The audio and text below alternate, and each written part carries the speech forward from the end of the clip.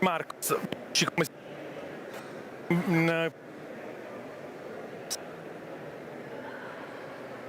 durissima, durissima. Terra. Dos Trabalhadores em Terra. Ok. Anche per me è difficile parlare di associazione. Brasiliano. Esatto.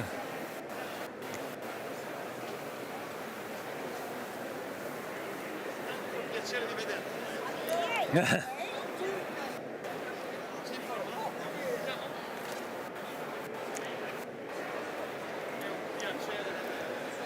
Sì.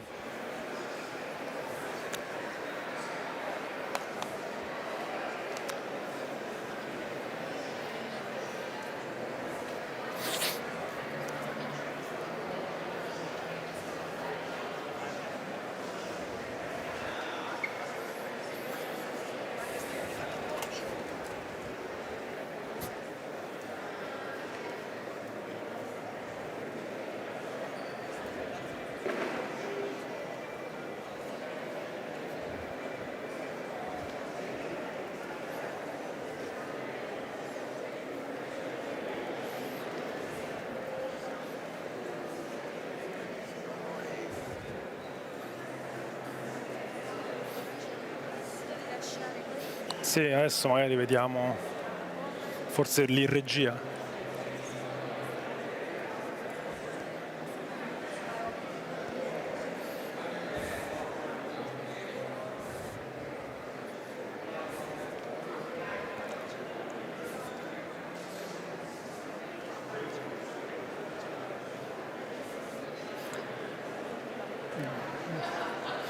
Ci hanno chiesto di non portare sul palco borse, cose e tutto quanto, però... Grazie. Ora sentiamo il ragazzo che è accompagnata.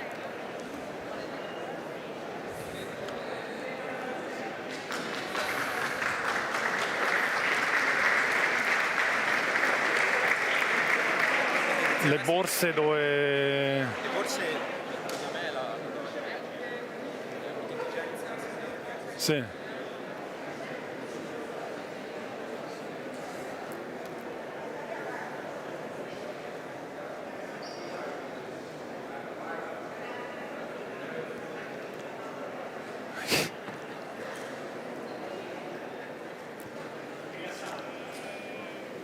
Non lo so, sistematevi, io mi metterei qua laterale.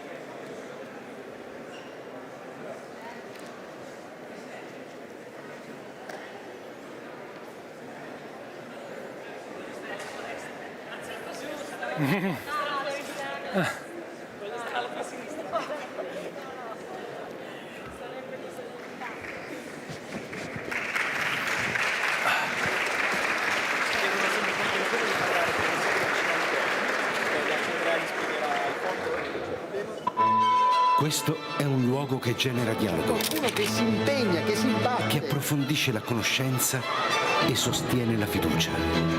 È un crocevia dove si incontra chi desidera il vero, il bello, il giusto e il bene. È una testimonianza di speranza nel cuore ferito del presente.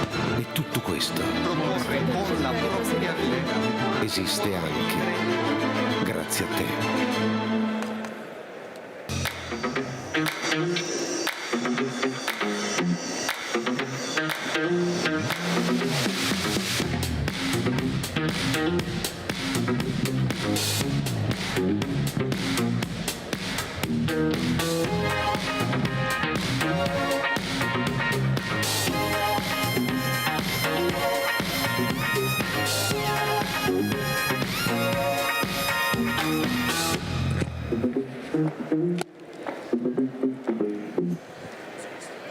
Uso? Eccoci qui. Allora, buonasera a tutti. Good afternoon, everyone, and welcome for this meeting called Politics as a Commitment for an Idea. So, I'll start with a metaphor a simple one. There was a TV series that was very popular, Happy Days, and the protagonist was the Fonzie, who had a problem. He wasn't capable of saying sorry. So we journalists are a little bit like him, because sometimes we are not able to apologize. So I would like to do the opposite and apologize by saying that if politics in Italy today is seen often in a negative way, it is also our fault, because that's how we depict it. Well, let's say that it's not so difficult to give a negative image of politics. But if you go and have a look to the newspapers of the last 20 years, you'll see that often politics is depicted as something dirty, something negative, or at least as the simple use of powers that are kept in the hands of the same people for years and years. And this has contributed, and then we will ask our guest, Marcos Zerbini, if in Brazil it's the same thing. This has contributed to create a gap between politics and citizens. So I'd like, during this hour we will spend together, to ask my guests to try, through our own experiences and testimonies, to try and explain that maybe politics is more than what many think it is. So we'll do this by speaking of our own experiences, real experiences, anecdotes, because I believe that, unfortunately, what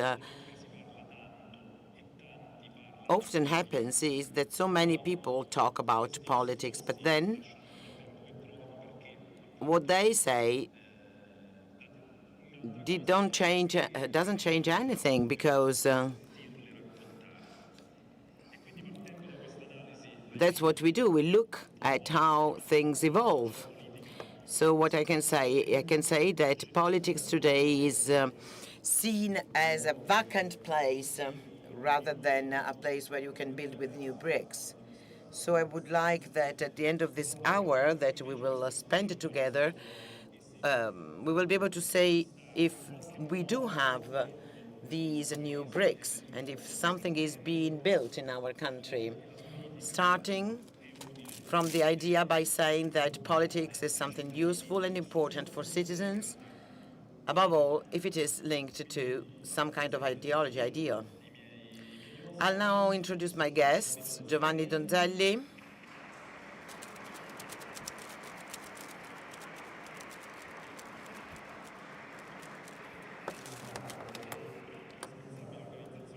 MP from Brothers of Italy, Elisabetta Piccolotti, who's an MP of Green Alliance, and Marcos Zerbini. He's Brazilian, Associação de Trabalhadores in Terra, São Paulo.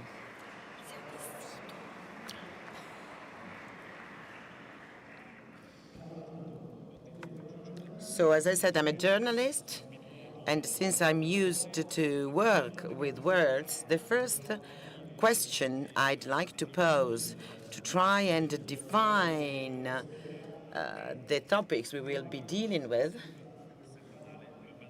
is a simple question, if you want. What is politics? And I'll start by Ms. Piccolotti. Thank you. Thank you for the invitation to this very important moment of encounter. And thank you for this question that was preceded by reflection on the dichotomy that we have between what citizens think about politics and what politics actually is in the life of people who spend their time and their skills to change their country and maybe the whole world. It's not easy to answer this question. What do you mean by politics? I believe that politics is more than just a parenthesis in the life of people. It's more than a career. It's more than a job. And it's also something more than an institutional activity. It's a way to live, a way of living. It's a choice. It's how we want to live our lives, opening up to the others on a path that leads to the common good, organizing communities. So if we want to really use simple words to define politics, and this is something newspapers seldom do, is the organization of people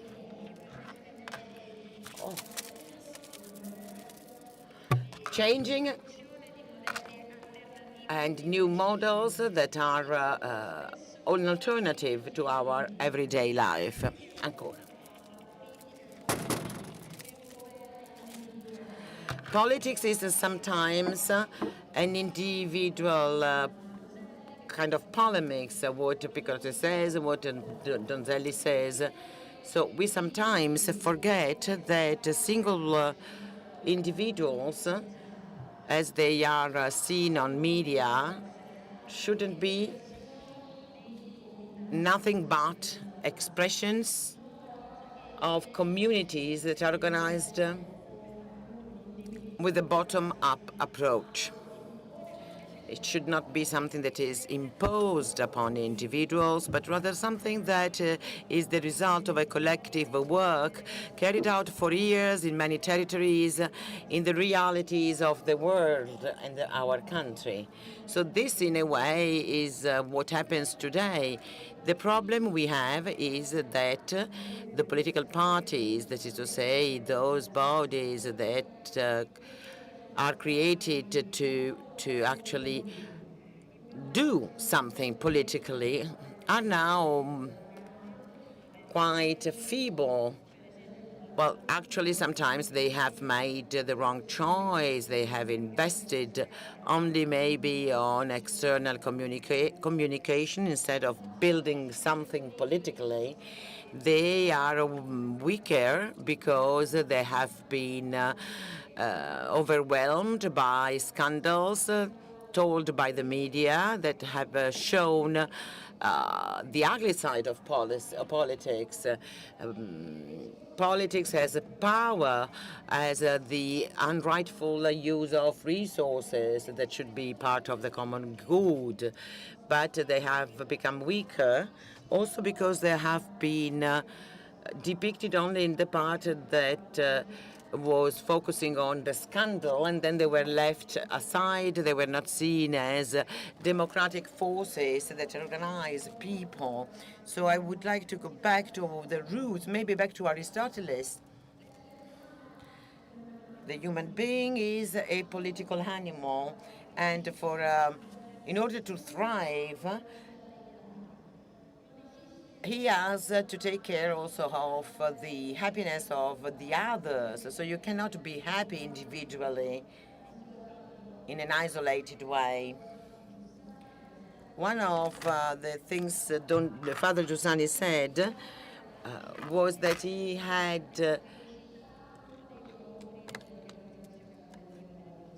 identified in happiness one of the engines of the activities of people. Many different cultures, where I come from a culture that is different from the one that is at the fundamental basis of this beautiful initiative. Well, anyway, we all agree that individualism is not a solution, The collective dimension, the social dimension, is the starting point to find innovative solutions to old problems that we are facing and we have been facing for years and years. So to build with new bricks in vacant places is not possible unless we do it together, unless we see the others, their skills, their calling us to participate, the engine that can bring about innovation. So this, in a way, is very important, this aspect of social creativity. We are used to talk about the society we live in as a long series of individual single enterprises. There's someone who has been successful, someone who has invented something that has been revolutionary. There are those who made it, and then there are the losers. So this is a narrative, actually, but it is a false narrative. This is not how the world works. There is a social creativity that is the result of being together, thinking together, finding together solutions to problems. And great successes are always the fruit, the result of a social contest. So politics, from my point of view, means going in this direction, translating it at institutional level through regulations and laws, but we should never forget our starting point, that is to say, common people.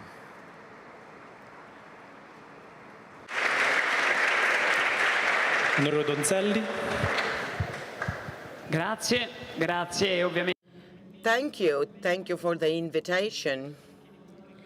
And I'd like to thank all the volunteers working here at this festival, to those who have organized the Rimini meeting. It's a huge event. I normally organize events like Atreo for my party, and I know what it means, how many months and weeks are needed to organize these events. And I know that there are families that have given up their holidays, that have offered their summers. And well, this means that this is an example of a living community. And I try to now answer to the question about politics. But I must say that I'm not so convinced that there is this nihilism, this way to renounce politics. Because if a politics is seen as what it should be, a real engine of the community, well, since we know that this is a non-political event, this is a form of politics. When there are thousands of people that work voluntarily to create and organize events like this. And when I see young people, elderly people who are here to organize, to work, well, that means that politics is alive and kicking.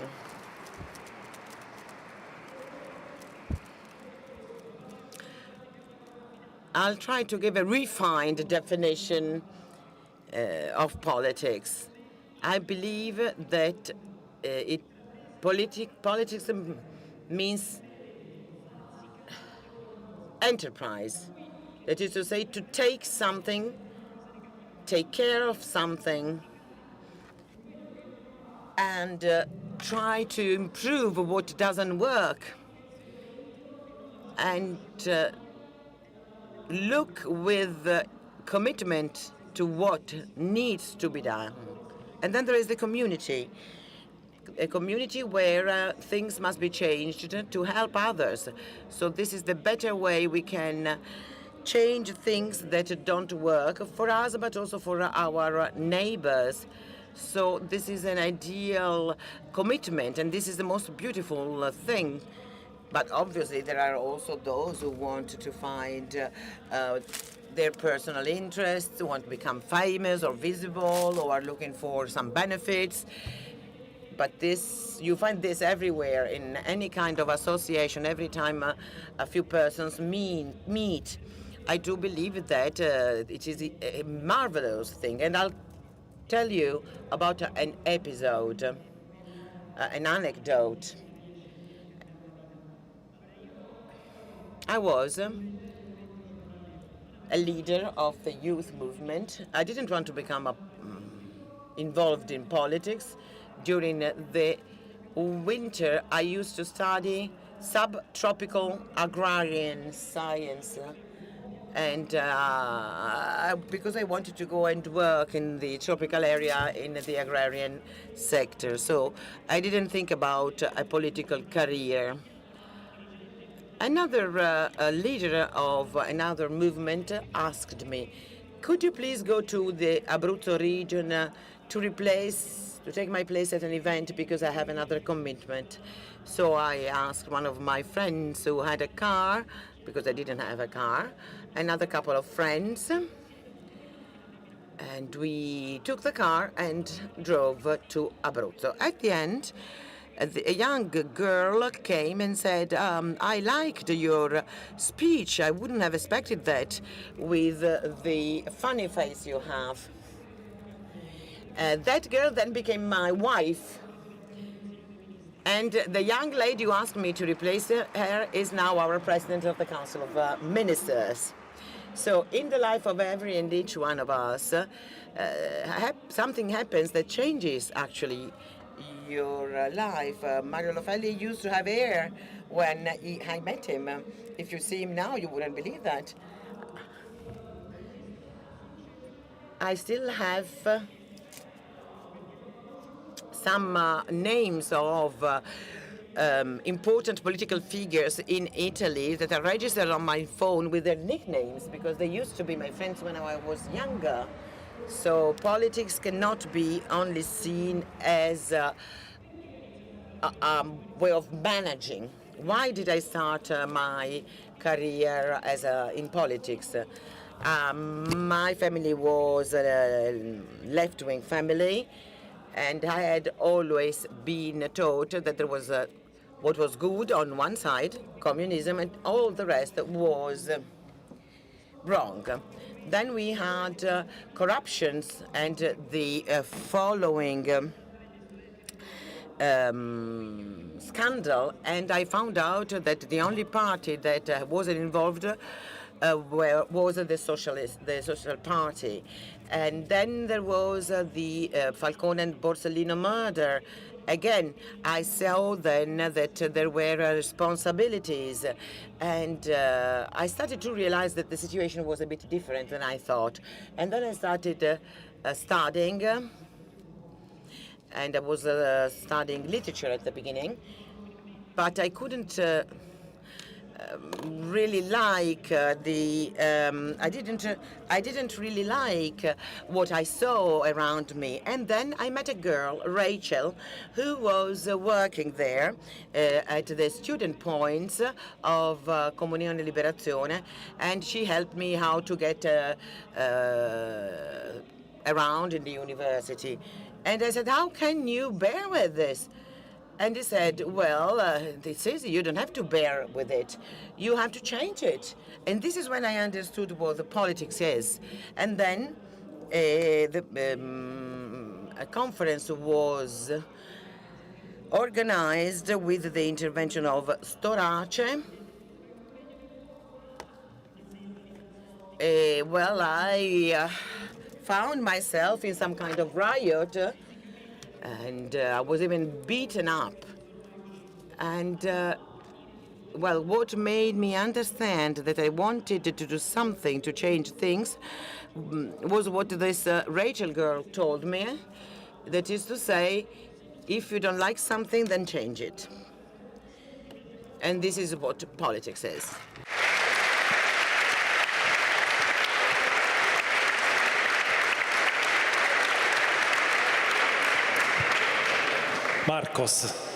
Marcos, now you have the floor. I need to read my statement, my contribution. I would like to start by thanking everybody. I would like to thank you for inviting me to take part in this debate. To tell you the truth, I've never thought about entering politics. I joined the young people's group of the parish I belonged. It was a moment in which many people were talking about the preferential options for the poor people. With some friends, we started to teach literacy to adults in a favela, in a slum, close to our parish. And little by little, we became friends with the people that were living in that area. They were not the poor people. Mr. Caetano, Mr. Gonzalo, Mrs. Maria Jose, and many other friends that we met and we approached. The favela, the slum, was located on a private area, and the owner of the land resorted to the court to have the family expelled and to reclaim the property of the land. We were worried, and we went to see a local priest who worked in the slums, Father Patrick Clark. He has become another big friend of mine, and he invited me to work with him in the movement for the defense of favelados, working in over 30 favelas of the region. I left my job. I was an electrician back then in a company, and I went to work as pastoral worker, and I earned 10% of what I earned earlier. My parents wanted to kill me when I made this decision. However, I was happy to do what my heart really desired. I abandoned my dream to become an engineer, and I registered in the Faculty of Law to contribute to the operation to reintegrate the ownership that was being faced by some of these favelas. In the years between, more or less in the 1986, the Bishops' Conference Brazil launched the slogan, Land of God, Land of Brothers, with the motto of the campaign of fraternity, and the whole church committed to bring about the matter of the land and household construction. A consultant of the Defensa dos Favelados invited me to carry out an apprenticeship at the Associação de Defesa da Habitação. And I crossed Sao Paulo to carry out this apprenticeship. And I contributed to the movements for house building for households in this region. I met Closa then, and she shared my ideal, that of helping people having a house. 2 years later, she became my wife, and together we founded the Associação dos Trabalhadores in Terra of São Paulo. Unlike other movements of this kind that supported the invasion of lands, at that time, we started to carry out a revolutionary kind of experiment, organizing families and households instead of invading, purchasing collectively vast parts of land to create popular houses. We purchased, and we rapidly gained many plots of land, and each family paid about 10% of the cost of a plot of land in the same area. We thought that we had discovered a magical formula because the lands were so cheap. However, when we addressed the government to build infrastructures in this new neighborhood, we discovered that the house builders were obliged to pay for infrastructure, and this was very expensive for us. The fight for land has become the fight for infrastructure, and for this, we needed politics. For 12 years, we contributed to electing a municipal councillor, the state deputy that promised to build and to contribute to the realization of this infrastructure. Yet, they disappeared after being elected. So the promises were not kept. In 2000, during an assembly, one of the members said, why don't we opt for one candidate of our own instead of supporting other people that then disappear? So after several discussions, a decision was made during the assembly, namely that the association was to have its own candidate, and the candidate would be me. It was very difficult for me because we didn't have the resources to carry out an electoral campaign, and I was ill at ease in asking to be voted. But in the end, I was elected, and after 2 years, all our areas already had infrastructure projects underway. So I contributed to creating laws that enabled the government to realize these projects in social housing neighborhoods, provided there were non-profit activities. We have about 40,000 families now owning the land. Over 26,000 of these families already have built their own houses, and they live in their own houses. And over 10,000 families with no land participate to the meetings in order to obtain their own plot of land. I was a municipal councillor of São Paulo and a deputy of the state 4 times. We elected for the 3rd time a friend of our association to municipal councillor of São Paulo, and I was the representative of the mayor in an area of the town that is inhabited by 480,000 people. We contributed to creating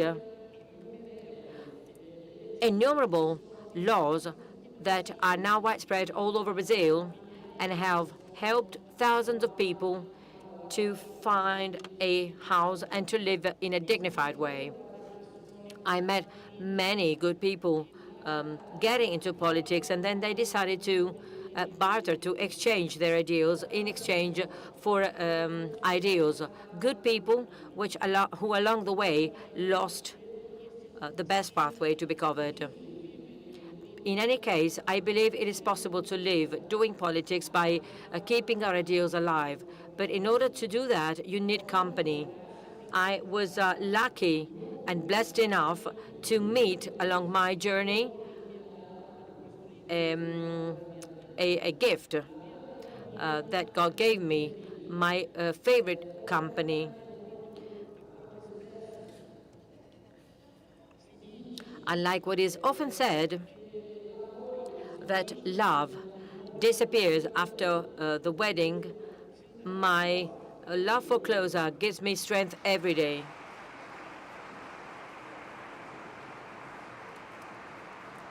And it gets stronger every day.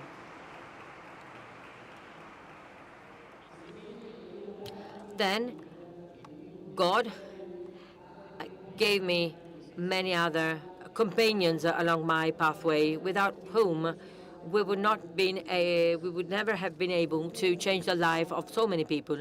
And thanks to God's mercy, we met Father Giussani as well, and the friends of Comunione di Liberazione, and the companions and friends of the Compagnia delle Opere.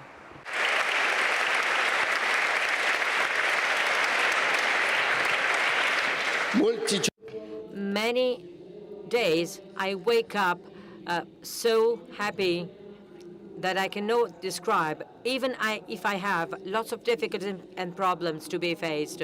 But I'm certain that I'm loved by someone that, even before the world became a reality, counted every single hair on my head. For this reason, to me, politics was and still is a tool to build the common good. Not in a general sense, but concretely in the lives of people who were assigned to me, people who trusted me and who decided to give me the responsibility to represent them in Parliament.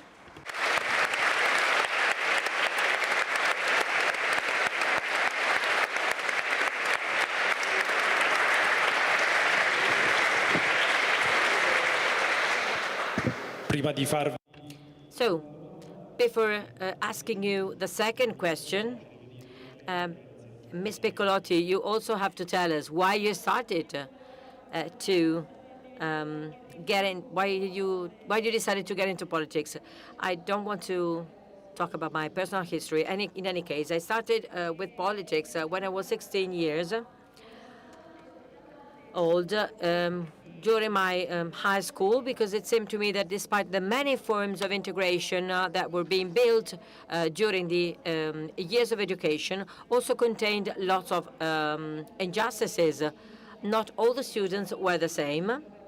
Some of them could afford to buy the books, and others could not afford to go to the school tours. So injustice seemed to be the worst enemy for me. I started at school, and then my main commitment was the commitment linked to pacifism. I will always remember that the first time I decided to take to the streets, I handed over leaflets against the wars in Kosovo. I was only 16 back then. I met a person in favor of the war, and he said, "We need to use the bomb and to bomb your house, and I will take the leaflet away from you." I was very much impressed because of the of this violence. Although you can imagine that the young people belonging to the right-wing parties of my town were not so pleasant to me. I never imagined that politics means fighting the other political parties. Politics to me was obtaining spaces for the community, to obtain contributions so that all the students could afford to pay for a tour during their school years, fighting against the bombs. It's always been something that I wanted to build with the others. I never stopped doing politics outside and inside the institutions. There's something I cannot stand. When I hear someone saying, "I will give up politics," or if someone says, "I decided to take on politics," as if politics were an activity you deal with for a certain amount of time. I will never stop getting and being into politics. I will always attend the places where people meet to change things. I think that without democracy, you only have social exclusion, authoritarianism, social injustice, all these elements that we left behind after 1945.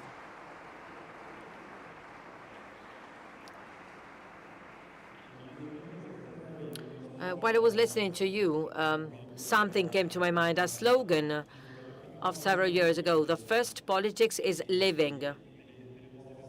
And in your stories, I can say that this emerges very clearly. So all of you, in some way or another, said that at the beginning you did not think about getting into politics because you wanted to be a candidate, then elected, and then manage the power. You had an ideal, an interest towards other people. That was your first reason to get into politics. So if this was your first experience, my question, and I will ask Marcos whether this is the case in Brazil, why talking about the reality that we are living now in a very important moment in politics. Why does reality show us that there is so much lack of commitment, lack of trust when it comes to politics? We hear a lot of people say it's useless for us to listen to the politicians, that they are all alike. Promises will remain promises, and no one will keep their promises. So if politics is such a beautiful thing, listening to you, if it is so able to move your activity as a deputy, as the member of parliament Donzelli said, this is also a place for politics, because many people are committed to changing things. So politics is not just the activity carried out by the members of parliament or in the debates of the evening talk shows. So why is it so difficult for citizens to perceive the beauty of politics? Marcos, I would like to ask you whether this is also the case in Brazil. More or less, it is also the case in Brazil. I often meet people that I represent, and for the majority of these people, politics is something very concrete, practical. They follow politics because they recognize that it is important for their lives. However, in general, people in Brazil do not love politics, and they do not engage with politicians. In the last 2 years, I've been living a new experience in politics. As a representative of the mayor of a region of Sao Paulo, I am rediscovering, and for the first time, I have a task in the executive sector, and I started to understand the reason for this distance. The politicians, the decision makers, feel distant from the citizens because they do not want to be considered always responsible for the problems that exist, and they struggle to face criticism. People see politicians and decision makers as distant from themselves, and this makes it very difficult for people to actively be involved in politics. When I took on my task, my mandate in this region of the town, I started to organize monthly meetings with the neighborhood leaders and the representatives of associations and organizations. First of all, to take stock of the situation, to debate about the challenges and the limits that were being experienced, and then in order to listen to suggestions, recommendations on what could be done in order to improve the services, where resources should be invested, resources coming to our region, and what the priorities should be. Because, of course, money was not available for every possible topic. It was difficult at the beginning. We received lots of criticism, and there was a lack of information. But little by little, we created a dynamics based on dialogue, which proved to be very useful. Dialogue with the leaders helped me a lot to recognize the problems that existed in the region and to find ways to face these problems. I learned a lot from them. On the other hand, they gradually understood how the public sector works, and they've become more precise and more understanding when it comes to their requests. It is impressive because today we are friends and we mutually help.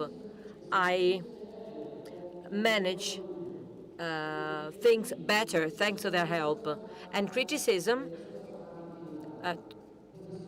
was transformed in dialogue. Different political positions, stances, but with a common objective, that of trying and find the best things available for the people living in the region. The most comfortable position would be that of protecting them to make it difficult for people to contact me, which is precisely what the majority of politicians do in the end. But although it is very demanding, it is also much more interesting to accept this diversity of stances, because it allows me to learn, and it makes the dynamics of politics richer and more dynamic. I learned from Father Giussani that the others are a good for me, and I see this every day in my relations with the people.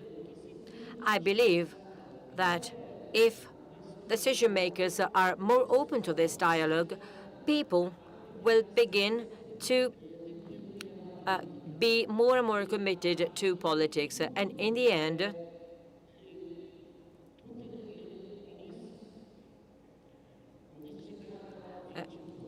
all of us will be winners.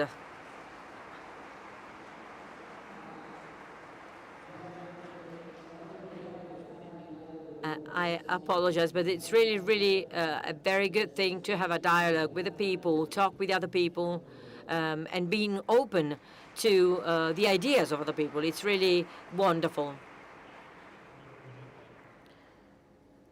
Ms. Piccolotti, why is it so difficult to convey the beauty of politics that you are describing now? It is difficult to communicate this beauty because this beauty is not something that can become a piece of news. Political communication entails element to build an enemy, which do not favor a focus on the reality, the way it is.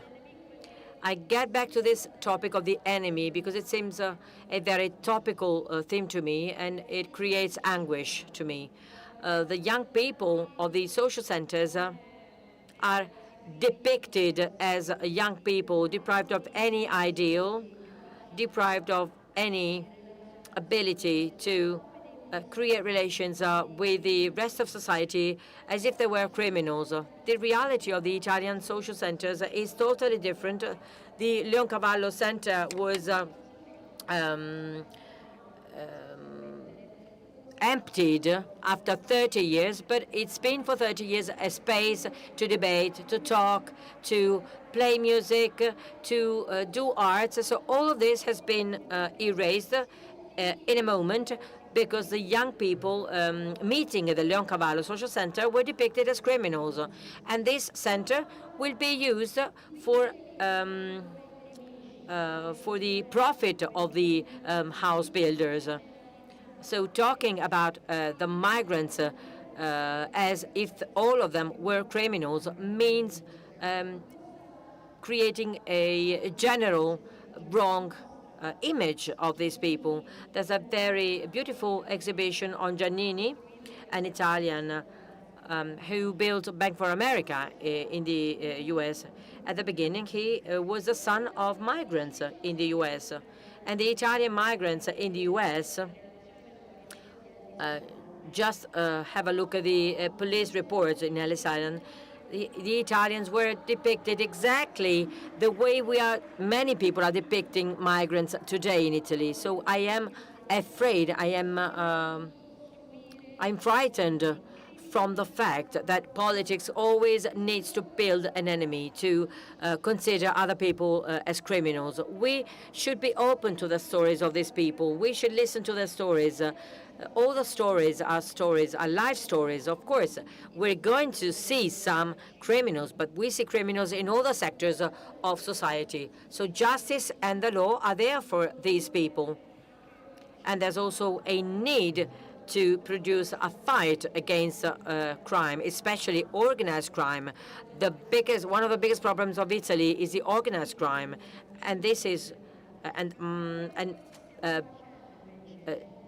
minor crimes are also a problem of Italy, but what we're doing is closing Italy in many compartments, closed compartments in which there is no space for dialogue, there is no space for recognizing the others, and we increase the level of social violence. I think that the level of social violence has become intolerable now. It's become a problem. We see it every day. We see it in the tube. We see episodes of violence and intolerance in our everyday lives. So I believe that we should go back to politics conceived as the meeting between different people, as the understanding of the social reality in the way it is really developed. When a person comes to Italy and undergoes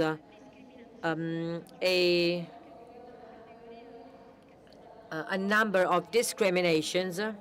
I will give you an example of a category of people being welcomed by the country with lots of solidarity. I will give you the example of Ukrainian people. I hosted 2 Ukrainian women in my house. When they found a job and they had to rent a flat, it was an odyssey for them because nobody wanted to rent a flat to migrants, to foreign people. It was very difficult. This is a result of a climate, of an atmosphere that we created in this country, and Italy does not deserve such a climate. Italy deserves to look to the future, to give everybody the possibility to have our civilization grow. Our civilization is a space of meeting, of encounter between different people. It is a space for developing humanity in its broader and better meaning. Either we do this, or I believe that we will enter a very dark phase in our history that will also go to the detriment of those in favor of divisions and in favor of this dark climate. Someone is starting to talk about post-democracy because democracy does not always include all. And I always wish that all the citizens were alike, exactly like. Zerbini. Allora. So I promised I was not going to have a talk show, so I'll try to limit myself. Why do people don't trust politics? Well, first of all, this depends from communication, as I said. In the past, when we had our uncles and grandparents in the First Republic doing politics, it was more important to study a new decree or your speech in front of the parliament rather than answering to your followers on social media, because there were no social media. Nowadays, the speed of communication makes the message too simple. You don't have the time to go into details, and you cannot understand the real causes of a problem. If you need to solve a problem, you need to understand the reasons of those who have to face this problem, and speedy communication makes this impossible. There is certainly also some form of acceptance, passive acceptance, because so many times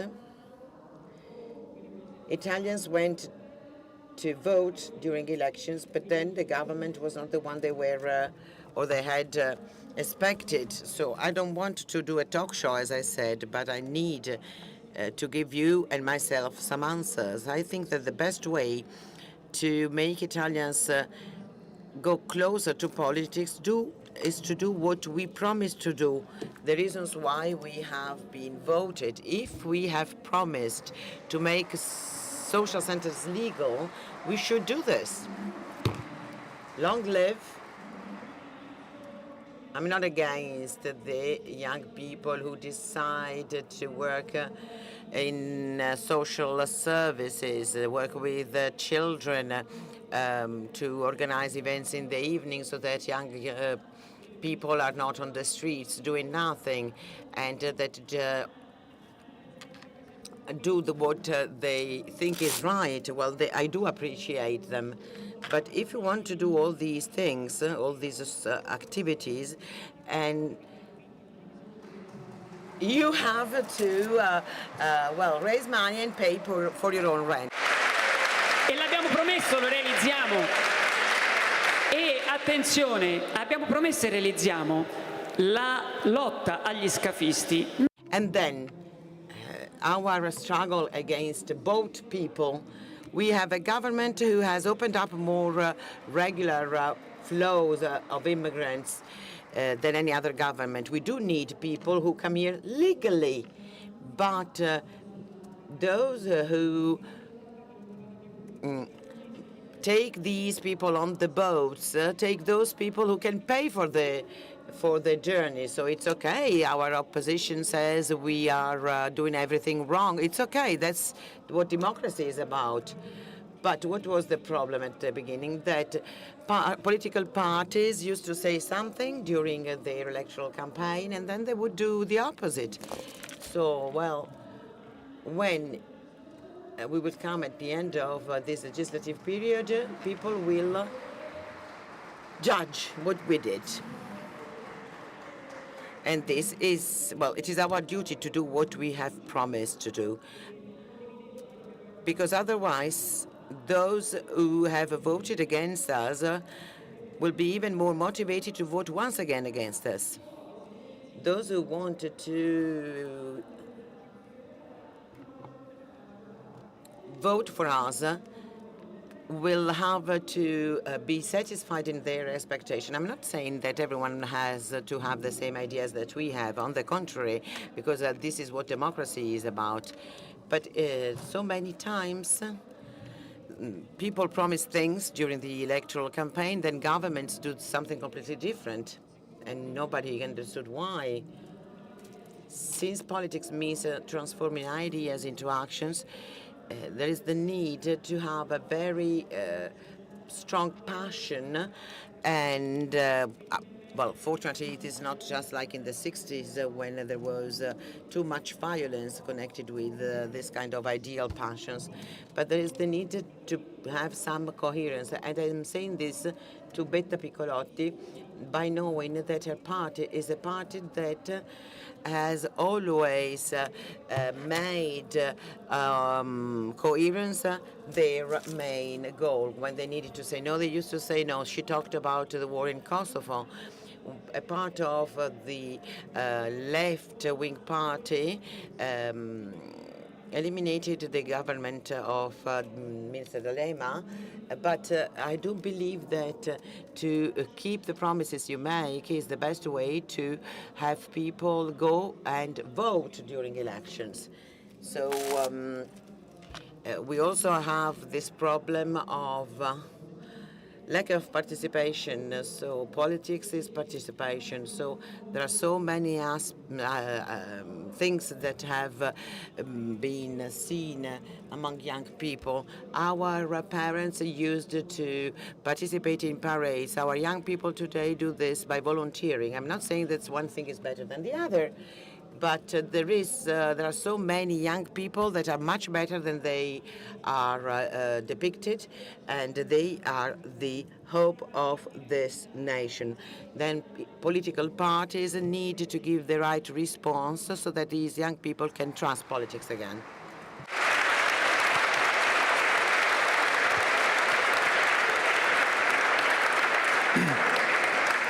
Ci sarebbero tante cose da dire, però temo che purtroppo il tempo a nostra disposizione è terminato. I'm sorry to say that we don't have much time left.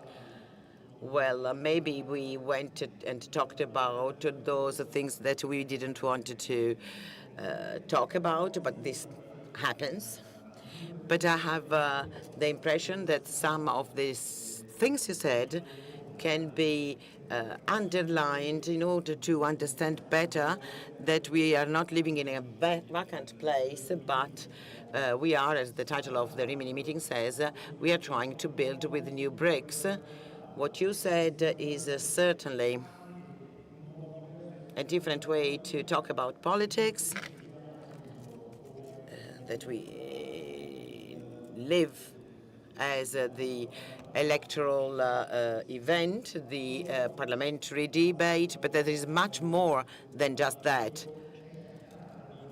There is so much politics outside the rooms of the parliament. So this is what we have tried to say, that we cannot live politics only by giving our members of parliament this task to carry out. Each and every one of us, according to their possibilities, can build with new bricks, can contribute to create, and I speak as an observer, is good politics rather than non-politics. So I'd like to thank you all for this hour that we've spent together. Please remember that you can support the meeting by donating, because good politics needs to be also supported from the economic point of view. Thank you.